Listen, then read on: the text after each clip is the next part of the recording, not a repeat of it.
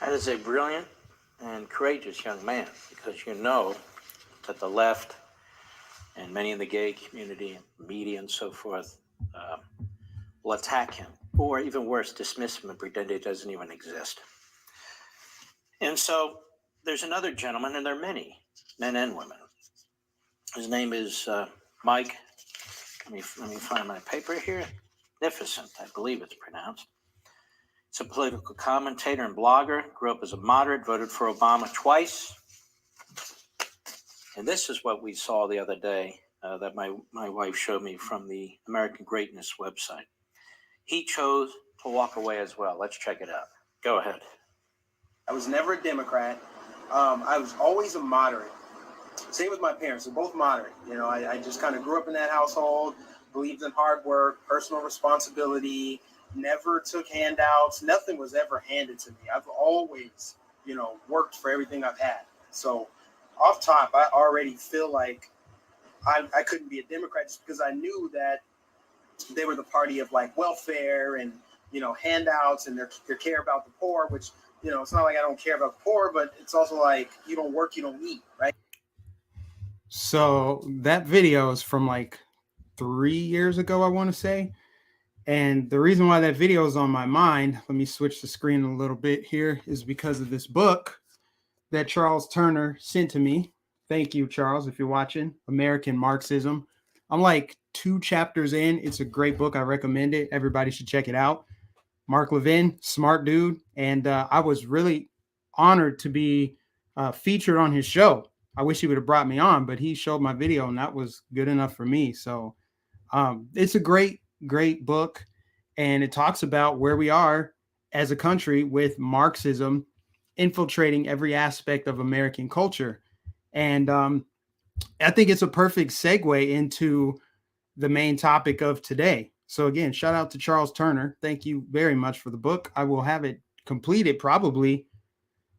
I might finish it before the end of the year. It's so good. I've been reading it every day. But let's just get right into it, right? Everybody, please give it a thumbs up on your way in. And let's talk about this craziness that's going on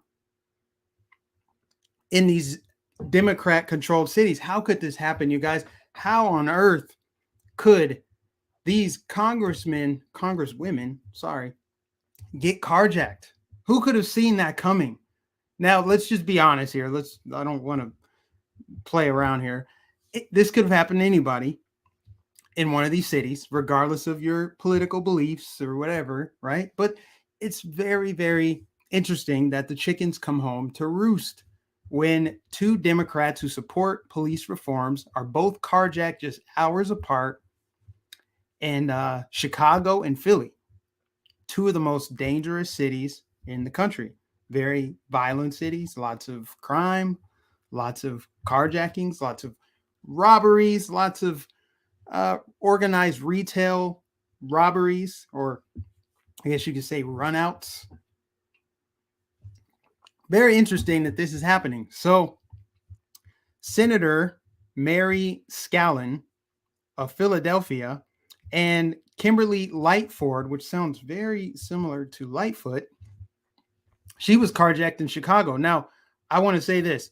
I'm not here to really make light of them getting carjacked. I mean, I'm happy that they're both safe. I would not wish death on them, or any harm for that matter. So it's good that those carjackers didn't, get violent or anything like that. But I mean, what do you expect when you defund the police, when you have harsh rhetoric towards the police? And, that's going to embolden criminals. And that's exactly what happened in a situation like this. Nobody is safe. And this makes me think that, these 2 Democrats, for whatever reason, didn't get the memo that you're supposed to have your own private security detail when you defund the police. Duh. I guess they didn't get that memo because they were out and about in their own districts of all places and got carjacked. So there's not much to it other than the rhetoric, as we have here from Congresswoman Mary Scallon, who tweeted last year during the mostly peaceful protests that They're mostly peaceful demonstrations in our communities across the country. Commissioner Gale sought to stoke fears and divide our country with untruths. So upset about the county commissioner Joe Gale's statement, shamefully attacking the righteous and constitutional expressions of outrage by Americans protesting the murder of George Floyd. So her response to that is they were mostly peaceful demonstrations. She's also been on board with defunding police. So it's just kind of like, well, who did you call when your car was jacked? Did you call some, reimagined person, because they want to reimagine policing? That was the buzzword, reimagine. So was it some like community activist to come in and de-escalate and maybe try to convince the people not to carjack you? Or was it the police? I just think it's ironic, man. This stuff keeps on happening. So 2 Democrats within 24 hours are both carjacked in 2 of the most violent cities where crime is just absolutely out of control. I mean, in Chicago, I believe it's Chicago. No, it's Philly, actually. Robberies are up 27% since 2020. And murders broke an all-time record this year. So the year's not over. So there's still several days left for people to get murdered in Philly, but they've already smashed their all-time record for homicides. And what do you expect when you call for this to happen? When you have this rhetoric towards police and you have these soft on crime prosecutors, I mean, you're going to have this happen. And for this to happen in broad daylight too, just shows you these criminals, they fear no consequences. So good thing that these women have not been injured or harmed. And I believe they caught the suspects. It remains to be seen if the suspects will spend any significant time in jail or if they'll be right back out there to carjack the next unsuspecting politician who wanted to defund the police. You can't make this stuff up, you guys. Like, how does this continue to happen? Anyway, moving along. This is a photo of maskless Maxine Waters on an airplane. And I just figured I would share this for no real reason at all. Just showing you Maxine Waters on an airplane. And you can tell from the photo that she doesn't even have it like hooked around her ears. It's just not even on her face.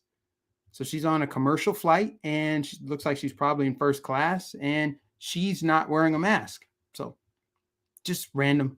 Wanted to share that with you guys. Moving along, the Omicron wave will crash on the US with 60% of people infected by March and 140 million new infections. But 90% will never show symptoms, University of Washington said. So I think that at this point, from what I've seen, I think that the Omicron fear porn has fallen on deaf ears completely. I don't see a lot of people afraid of this thing. I don't see a lot of panic. I haven't seen any panic buying. Of course, it's probably hard to tell anyway, since we've been experiencing empty shelves for months now. So you probably couldn't tell if people were panic buying, but I don't get the sense that people are really buying into this fear over the Omicron variant, which probably explains why they're pushing it so hard, right? And here, what you're looking at is the top 5 Omicron symptoms: runny nose, headache, fatigue, sneezing, sore throat. If you've experienced any of these symptoms, you probably have the Omicron variant. I mean, it's just so obvious, right? I mean, it couldn't be anything else but the Omicron variant, right? Runny nose, headache, fatigue. Hey, I probably had the Omicron variant at least twice last week. I know I had a headache. So maybe that was just the Omicron variant, right? So, I mean, the fear is not really working. They continue to push it. They continue to try to sell it and push, of course, vaccines, which is their bottom line, affects their bottom line. They got to sell those vaccines at all costs.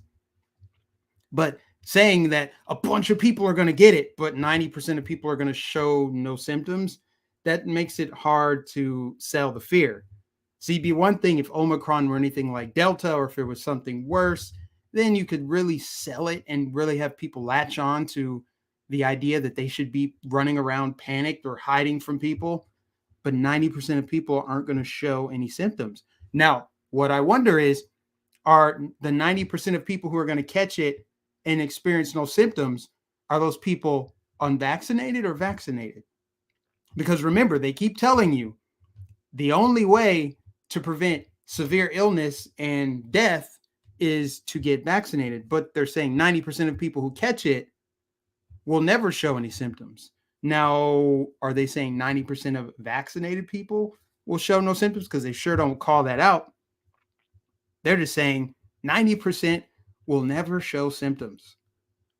So that kind of kills the incentive for people to get vaccinated, right? But I'm just happy that, if you're watching this right now, I hope this stream finds you alive and well, because, the guy occupying the White House, Hunter Biden's dad, has, wished death and severe illness on you. So we're not going to do that over here. We're going to speak life. So I hope everybody is living free, prosperous, thriving lives right now. And hopefully, if you happen to catch this Omicron variant, you have no symptoms, but you get all of the immunity without the big pharma injection, which to me seems like a win-win. I don't know about you. Moving on. Detroit Tigers coach Kamara Barty dies at the age of 49 after collapsing while visiting family for the holidays. Engaged father of 3 had no known health issues. I wonder what happened to him. Guess I don't need to go into it. You could probably, read between the lines here, but apparently, you could get Omicron and have no symptoms, or you could just collapse and die, and with no known health issues. We've seen healthy soccer players collapsing on the field of play. You've seen referees passing out, people that are physically fit and in shape. Just all of a sudden in 2021, they're just magically passing out, having inflamed hearts. It's just a big mystery. I hope they solve it one day. Now, this right here is crazy. What do you think our good friend Tedros Adhanom, I don't know how to pronounce his last name, but he's the director of the World Health Organization. See if you can pick up what he says here in this little clip. While it's emerging now of its benefits, especially with elderly groups, senior citizens, especially above 65 and above 60. So if it's going to be used, it's better to focus on those groups who have risk of severe disease and death, rather than, as we see, some countries are using to give boosters to kill children, which is not right. Wait a minute. Wait. Let's run that back again. I want to make sure that I heard it correctly. I'm going to let you guys hear it again. What did he say? Risk of severe disease and death, rather than, as we see, some countries are using to give boosters to kill children, which is... To do what? One more time. Some countries are using to give boosters to kill children, which is not right. Then the equity issue comes here.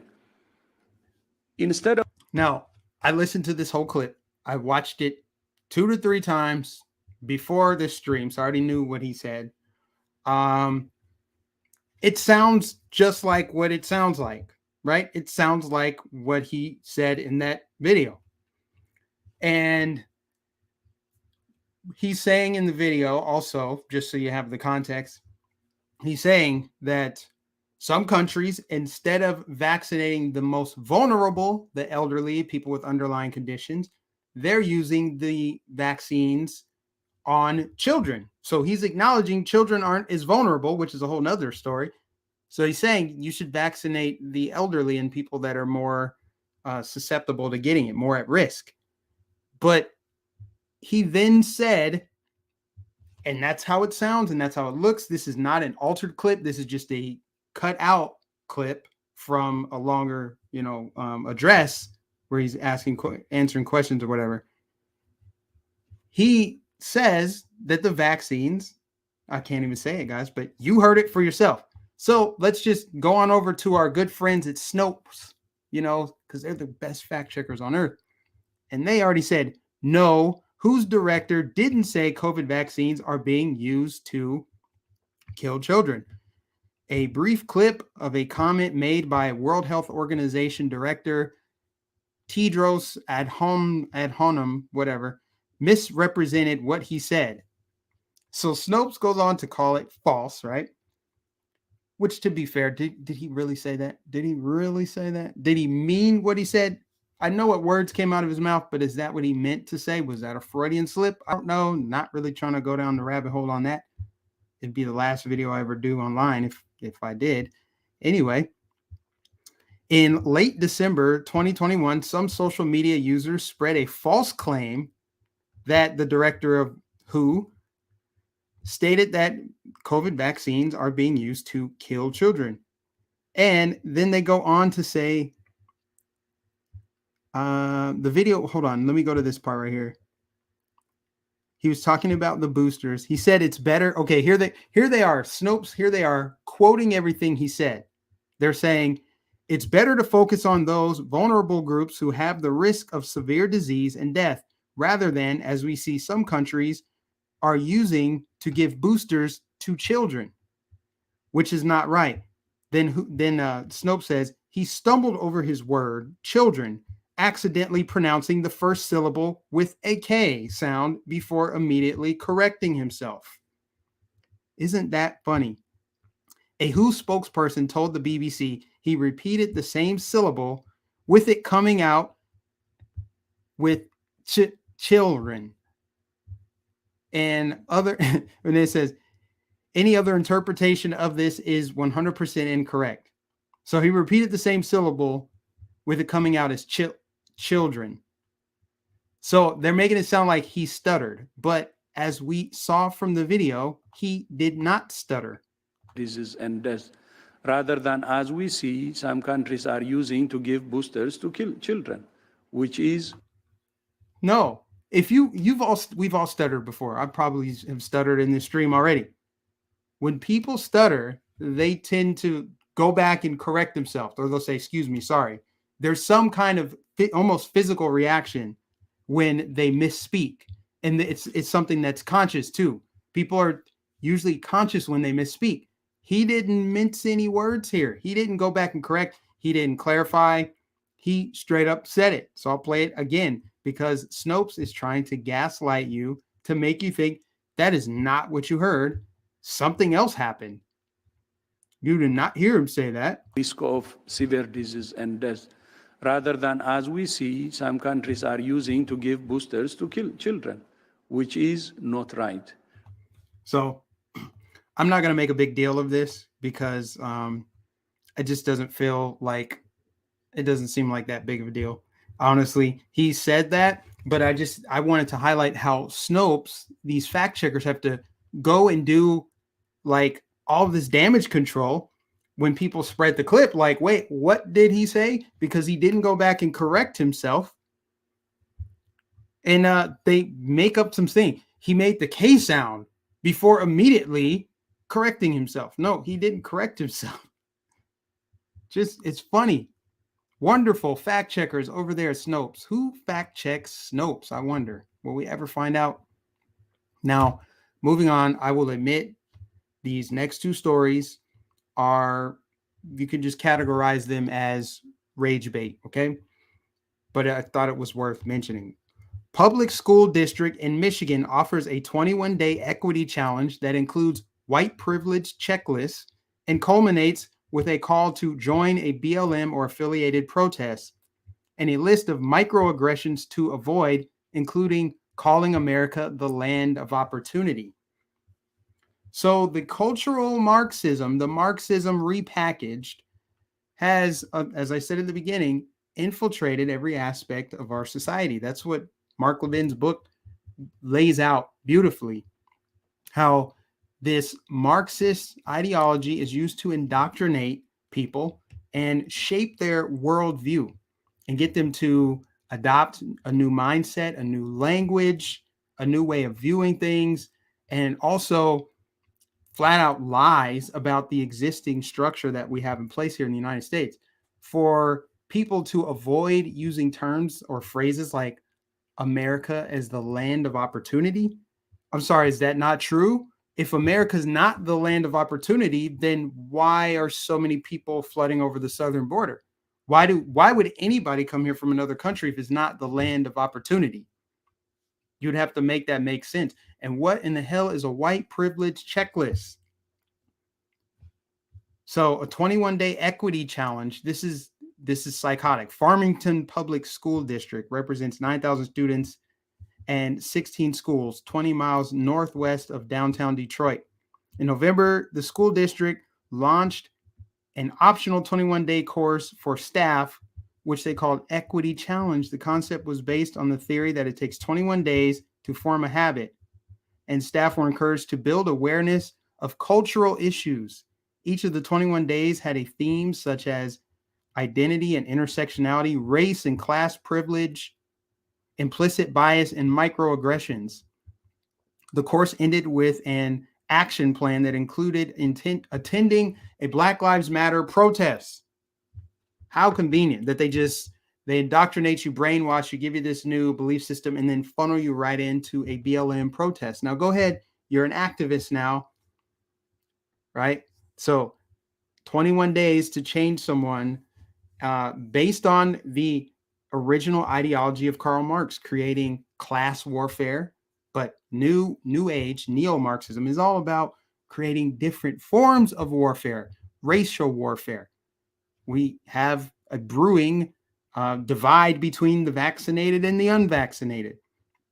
That's what they are. This is part of the divide and conquer strategy, but they're also, what they do at schools and what they're so effective with this propaganda is they get so many people in the classroom, they indoctrinate, they have all these Marxist professors, and they're essentially able to factory farm a classroom of people to adopt the same mindset.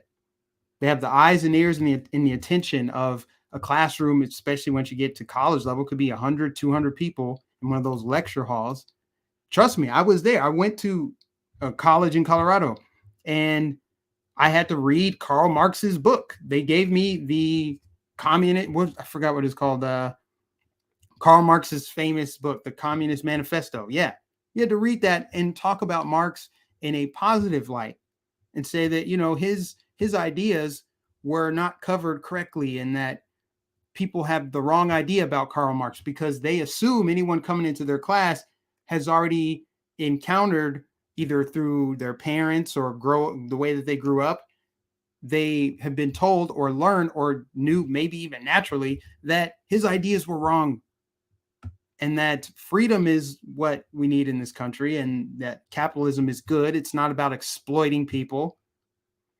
It's about it's about the free flow of means of production and willing participants in transactions, buying and selling. I mean, obvious stuff like economics 101, supply and demand and things like that, and just the natural order of things.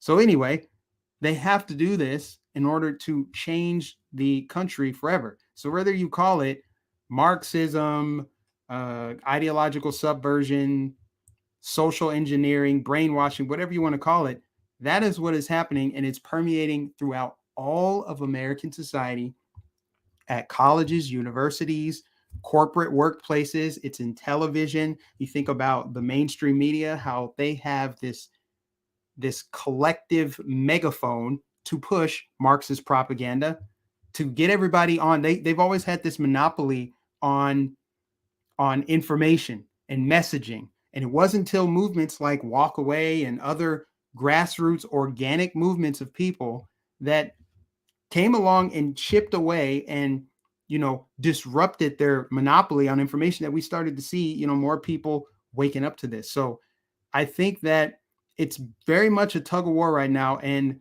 the minds of the future, the youth, they're the ones who that's like the battleground.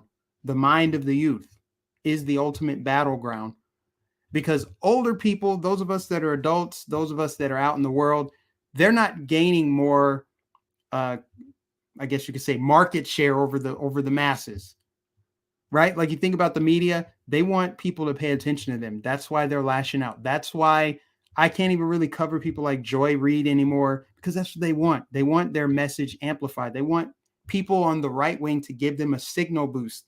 That's what they want because they're losing their audience. So they want clicks. They don't care if people agree with them. They want people to click on their articles, watch their shows, watch their clips online because they get ad revenue. So they're going to say the most outlandish thing. That's why I call this kind of rage bait, because they want people to tune in to get them money, right? They're not, I say all that to say, there's not a monopoly anymore on information. There's not a monopoly on truth anymore. And they're not reaching more people. They're reaching less people. Each day, more people are tuning out of the indoctrination, of the propaganda, of the lies. They cannot go a full 24-hour cycle without telling at least 24 lies.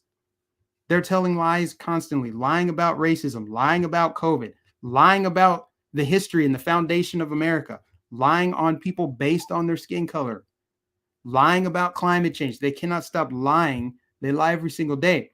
So that's why you see an accelerated effort to indoctrinate the youth, because that's the next generation in their factory farming minds. Get your kids out of schools, public schools anyway, because they are just indoctrinating people. And if teachers aren't on board, they'll try to brainwash them first. So that brings me to this next story. This one's tough. Mother uses Christmas card to announce her kindergartner is non-binary. Yeah. So this really reads like this headline from the Gateway Pundit should really say woke parent virtue signals and indoctrinates her kid to become non-binary. A kindergartner, really? Does a kindergartner even know how to spell non-binary, let alone know what it means? You know, when I was in kindergarten, I think I wanted to be like a Ninja Turtle or something. I can't remember. But I certainly don't recall encountering non-binary in my classroom, in my neighborhood, anywhere. Why? Because times were normal then. These times are not normal.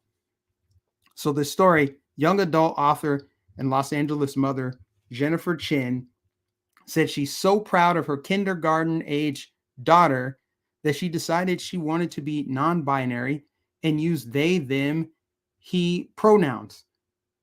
So this is about the parent trying to live through the child and using the child as a pawn to virtue signal, to say, hey, look how woke I am and progressive I am. So in late November, Chin posted the family Christmas card photo on Instagram. The card shows a photo of herself, her husband, and her twin children, Chloe and Clark. The caption of the post reads, I'd like you all to meet Clark, formerly known as Claire. Clark prefers they, them, he pronouns and would like to be known as my kid/son who is non-binary. Clark asks us to tell our friends and family who they are now. Now, this is frustrating to read because it's grammatically incorrect to refer to a single person as they or them. But whatever, none of it has to make sense, right? So she goes on to say that for me, when we've honored their choices to cut out let me start that over. See, because it's so hard to read this grammatically incorrect crap. For me, when we've honored their choices to cut their hair short or wear clothes that feel like them, the joy and light on Clark's face is what lets me know that we are doing the right thing. Oh, really? Is that how it works? When your 5-year-old says that they want to be the opposite gender, in this case, a girl that wants to be a boy, you respond with, okay, I guess that's what, as if you weren't already grooming this child to be the other gender. Like, who can pretend like this is not grooming, that the parent wanted this all along for their kid? That's why they introduce their kids to all this new garbage, all this propaganda, all these lies. They're basically teaching their kids lies and screwing their head up. At some point, this is just child abuse, man. So Chin said she was scared of what conservative family members might say. I was scared of what conservative family members on Facebook would think. I feared people would judge my parenting choices on Instagram. The online world is far more terrifying than my liberal Los Angeles neighborhood, where Clark is one of several non-binary children. So she's acknowledging, for one, that if you don't agree with this whole non-binary weirdness, if you don't agree with that, or if you think it's weird, that automatically makes you conservative. So everybody ends up becoming a conservative at one point because the left knows no bounds. There's no such thing as too far left to them. There's no such thing. So the farther they march left, the more conservatives they create. Conservatives, whether they believe in low taxes, limited government, is an other issue. If you don't agree with how far they shifted the Overton window, it means you're a conservative. So that's what she's saying in a nutshell, concerned with what conservative family members would think. And then she goes on to say that the online world is more terrifying than her liberal neighborhood in Los Angeles. So, of course, she has her kid in this enclave, this little bubble where there's a bunch of other little non-binary children to help, normalize it for the kid, thinking like, well, look, your friends over there, they're non-binary too. Of course, it's just other parents who think just like her that are abusing their children, damaging them psychologically, right? These are kindergartners, at least this kid is. So she's in this little bubble, but that's not the real world. That's not the world. The majority of humanity isn't non-binary. That's just the truth. It's just the reality. I don't say it to be mean. I'm saying it because it's true. The majority of the world does not even understand what this means, let alone why children have to be introduced to it. So if you go anywhere outside of your little bubble in Los Angeles, your kid is going to have a hard time fitting in, probably get depressed. I mean, these are obvious things that could happen to a kid that you're confusing with your own ideology, not letting the kid experience the world for themselves, not helping them to understand, hey, you're a girl or you're a boy. It's that they just decide like, yeah, well, let's just introduce them to this and that, and then they can change their identity. We'll just go with it. I mean, how long before this child ultimately has some kind of life-altering sex change or starts taking like hormones or whatever? It won't be long. So anyway, on the rest of this article, Chin claimed that she had suspected for a while that her child might want to be non-binary and said that Claire would prefer to wear shorts rather than skirts. And then she says, it was at that moment I realized that that how we reacted would forever be cemented in my child's mind. I dug a pair of shorts out of the laundry hamper, did a sniff test, that's gross, and handed them over. Clark's tears dried. The smile appeared. Their smile appeared. I knelt down to my sweet child. Do you want me to get rid of your skirts and dresses? They nodded. You mean she nodded. So this is a parent bragging about grooming their child.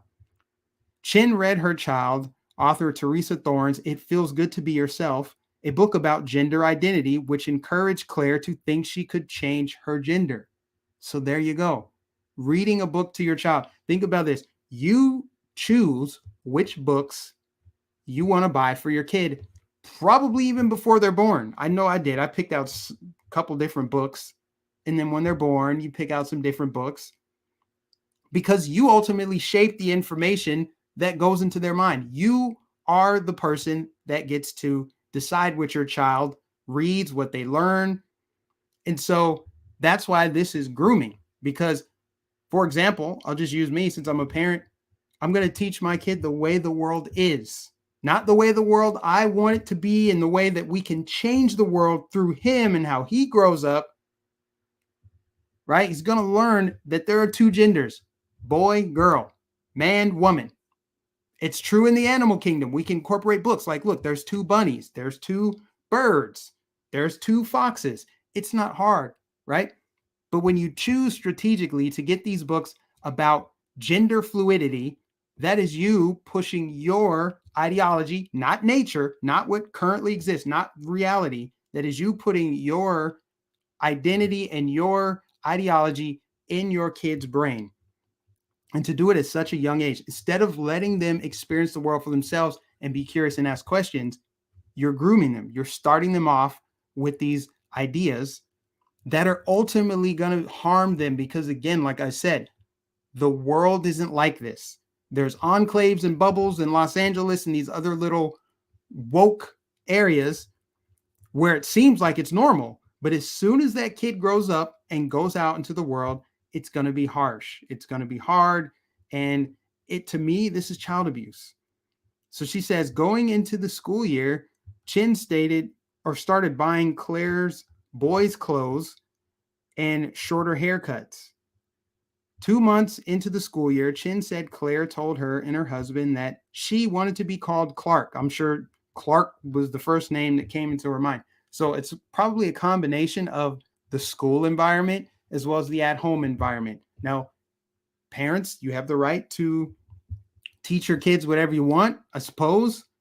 It's sad. It's unfortunate. It could have implications on society if that kid grows up and feels some type of way.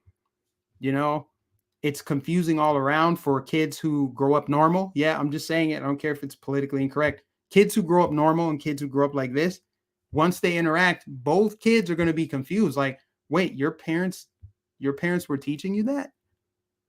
Kids talk. Your parents weren't teaching you that? It just makes it weird, man. Why would you want to set your kid up for this? It's disgusting. And it's just, I think it's child abuse. So that's it. I've covered everything. I want to read some of the comments here. What do you guys think of everything that I've just talked about here? You notice the streams have been shorter. Like I do want to keep them under an hour for sure going forward. I think that helps a lot. Someone said people are obsessed with their crotch. And someone at the very beginning of the stream thought that I was late because I was being carjacked. Yes, I was. I was being carjacked. Bunch of white supremacists hopped out of the bushes and they carjacked me. Anyway. Someone said play stupid games, win stupid prizes. I'm going back to the top, right? Dems defund the police and vilified them while also allowing DAs to not prosecute crimes. Now their cities are burning and murder, rape, and carjacking is rampant. So the thing with the DAs, because that's not really so much on Democrats at large, that is prosecutors are funded by billionaires like George Soros, activist groups and causes. They fund the campaign of these district attorneys. So because they've been, for the most part, unsuccessful at upending some of these laws, they're like, well, we can just circumvent him by not prosecuting the laws. So they don't have to change the laws. They can just stop prosecuting the crimes. So that's their way of going around it. And that's what I think has happened. But yes, the rhetoric doesn't help at all. They had some of the harshest rhetoric towards police and still do. You're probably going to see it amplified next year because next year, as I've said many, many times, is an election year. So you can expect everything to intensify. Don't be surprised if there's another George Floyd or some type of situation that gets national news coverage. And then they repeat the same narrative to get people upset and angry and protest that eventually turn into riots. And the cycle will just continue. Remember, they thrive on chaos and conflict while their cities and the areas that they govern decline and collapse. This is what they thrive on. Because then they can bring order out of the chaos. So they have to create the chaos first. I mean, it's really simple what they do, but it's also really effective. Imagine an arsonist telling you they're going to put out fire with this clear liquid. I got this clear liquid. I'm going to put out the fire for you, says the arsonist. But then you realize the liquid they're dumping on is gasoline. So an arsonist sets the fire, tells you they're going to put it out, but in reality, they're just going to dump more gasoline on it. And then repeat the same process. Look, I can put out the fire. I can put out the fire. Well, you're setting the fire. As soon as people figure out who's setting the fires, you can put the fire out altogether. So that's a little metaphor for what's happening in these cities. I mean, you got to get out of these cities, man. It's so sad what's happening in these cities, because I used to like living in a city. I really enjoyed living in Minneapolis. One of the best times of my life. So much fun. All kind of festivals, fairs, block parties, concerts, restaurants, arts and cultures, and just a lot going on in the city that just kind of gives you a great experience. Now I've grown to love the country. I still yearn for some good Chinese food or whatever, food that you can only get in cities. Guess I should learn how to make it. But that's just kind of the nature of the beast. These cities have become more dangerous over time.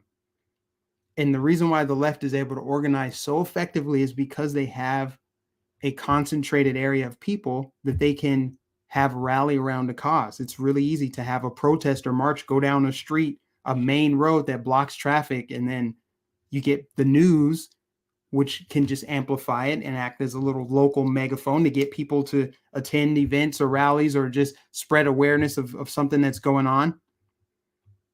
That's how they're able to do this. But anyway, someone said, you get what you vote for. So at the end of the day, how upset can you really be at these mayors, district attorneys, city councils when the people are voting for them? I mean, you get what you vote for. I think what it takes for people to wake up is they have to themselves experience what they voted for. They have to know. They can't just vote for it and see it on TV.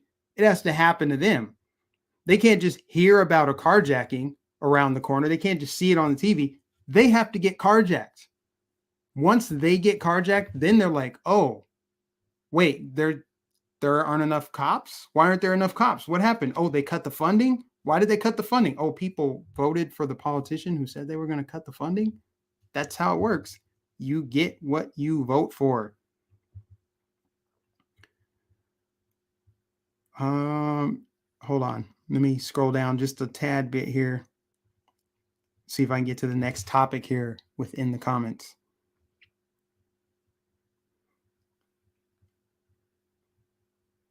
Rules for us, not them.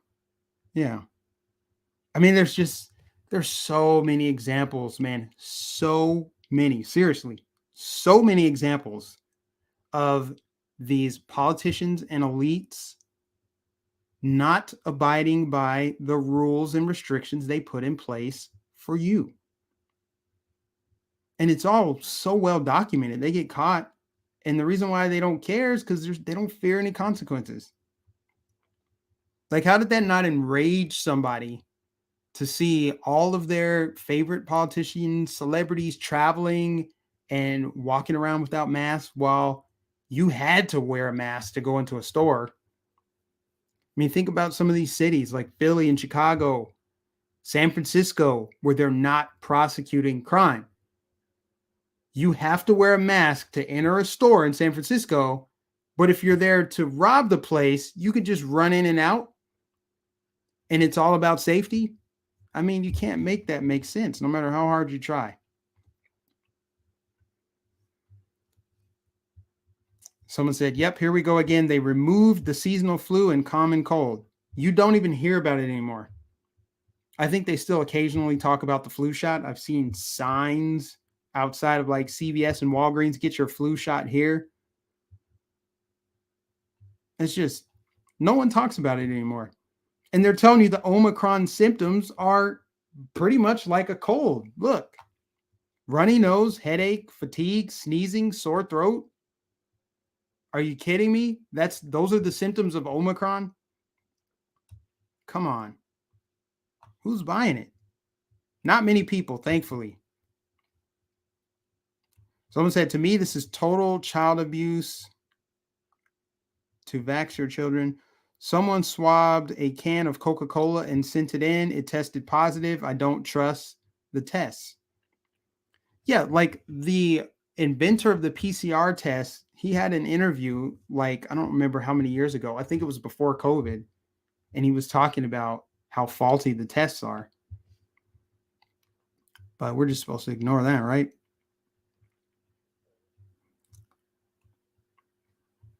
Anyway, someone said that was smooth as glass. He is a commie. I assume you're talking about the guy Tedros, who, Snope said he misspoke and he immediately corrected himself. No, that's not what happened. I watched it. Now, did he mean what he said? Is what he said true? I don't know. I want to go on the record and say I don't know, because YouTube's moderators, they watch. They're the ones that I'll have to go and say, hey, can you manually review my video so it can stay monetized? Let me scroll down a little bit more. Someone said Potter verdict is coming. Yeah, I've read that might end up being a mistrial. And honestly, when are we going to find out about the Ghislaine Maxwell verdict? I know that the jurors have the week off. They don't have to come back until next week. So I think they just want that to slip under the radar. They want people to forget about it. They want you to forget that Ghislaine Maxwell's on trial and she's threatening to name names. Doesn't matter. She could name a whole bunch of names and nobody's going to jail. Nobody. It won't be prosecuted at all. They probably already know the names. Someone said, God, please help us. I assume you are referring to the kindergartner that was forced to become binary. That child was brainwashed, and the parents are so just wicked about it that they made the child believe that they came to that conclusion on their own, that there was no subtle influence at all. Oh, you want to wear a boy's clothes? You want a short haircut? You just naturally just feel that way. It's not because the books we read you or the people we hang out with and you hang out with their kids. It's not because of the strategic ways that we have groomed you for this. You just decided naturally that you wanted to be a boy. It's sick. It's child abuse. I'm glad a lot of people are saying the same thing that I said. It's child abuse. It's not normal. It's socially constructed. Out of the blue, all of a sudden, you got all these trans kids. All of a sudden, a bunch of people are becoming naturally trans kids. And I know what the naysayers will say. Well, now we have a more accepting and tolerant and progressive society. So now people are comfortable coming out. No, you are indoctrinating kids. You are influencing their young, impressionable minds. You're doing this to them. They deny that they're doing this. Though some will actually brag. You'll have people that deny that it's happening. No, this is happening. Natural. Shut up, bigot. But then you got people that brag about it. Brag about teaching kids or telling them they can pledge allegiance to the pride flag. They brag about it. So you know it's happening when people brag. Why? Because they don't fear consequences. But then the people who have guilty consciences, they're like, this is not happening. That's totally not what we're doing. Shut up, bigot. It's not what's happening. You just hate trans kids. I hate the sin. Yeah. Don't hate the kid, but yeah, what you're doing to the kid is just awful. Especially once they start taking the puberty blockers and get the surgery. I mean, just, ugh. Someone said the Officer Tatum is doing a live stream on the Potter verdict. I mean, I just don't think it's... Kim Potter was found guilty. I mean, she pulled out a gun that she thought was a taser. I know Officer Tatum's doing it because he's a former cop, but I don't know. That's not really on my radar. The left spent the last 60 years removing negative stigmas from immoral behavior. Yeah, and they're still doing it. We need to destigmatize pedophilia. Minor attracted person.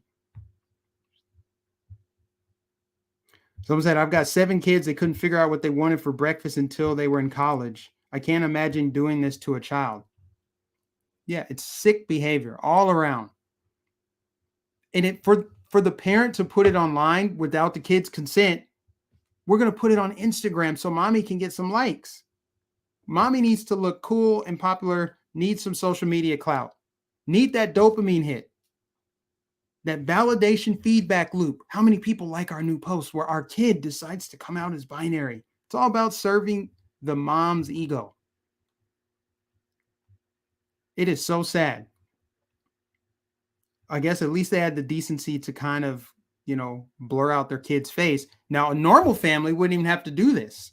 A normal family, if this were just a normal family with kids that were the same as they were born, the same as God made them, and they decided to post a Christmas card on Instagram, you would probably think it was weird if they posted a family photo, which looks like a nice photo. If they posted this on Instagram and redacted the kids' faces, you would be like, why are you doing that for your Christmas card? Like, what's the point? They're doing this because they know that it's wrong. They know that it's wrong, and they're afraid for their children. Why would you be afraid of your children if this is this normal thing? And I'm not saying they should be afraid. No, they should not be afraid. That nobody should target this family of their children. I'm not saying that at all. But I'm saying they're doing this because they know that's wrong. They know it's not normal. They know it's strange. And she acknowledged as much in this article when she said that she was concerned about conservative family members, what conservative family might say about this. So if you have anything at all to say about this, it means you're a conservative. That's what they do. And then obviously a conservative is bad, especially if you live in LA. And so she's afraid for her children to go outside of this bubble. So they need to try to expand the bubble so that the kid never really experiences reality. You go around the world, go to India, go to China, go to Pakistan, go to parts of Africa, go to Brazil, go random places in the world and see if this non-binary thing is a trend. See if it's a thing at all. It's not. It's a hint. It's not. It never has been. It's people trying to change and re-engineer society by compromising the minds of the innocent. That's what this is. Anyway, I said I was going to be less than an hour, and we're still less than an hour, but only by a few minutes. Thank you, everyone, for being here. Please spread the word about Mike Nificent's channel and help make the channel grow. Please, if you would. Someone said, I'm afraid for your children too. No, don't be afraid for my children. I'm afraid for the children whose parents have some screws loosed and who want to use their children as vessels for their own agenda. Right? It's so beyond evil. It's hard to even put it into words. But I appreciate everybody that's tuned in today. Please, if you haven't already, please give this stream a thumbs up. That's the best way to ensure that I can reach more people, overcome the algorithmic demotion. YouTube has dropped my subscriber count quite a bit over the past few weeks. They drop off like 10, 20 at a time. It's really frustrating, but it's not going to stop me. And what's today? Yeah, tomorrow's Christmas Eve. So it's possible that I do a stream tomorrow, but not likely. But then I would most likely be back next week. But yeah, appreciate everybody for tuning in. I'm going to wrap this up for real. God bless you all. Again, make sure you give it a thumbs up. Double check and make sure that you're subscribed. I noticed that when I told people to do that earlier in the week, the subscriber count went up a little bit. So people are being unsubscribed from the channel. So just double check and make sure that you are, and make sure that you hit the bell notification so you don't miss a live stream. All right. Thanks for tuning in today. God bless you all. I'll catch you in the next stream, and Merry Christmas if I don't see you before then.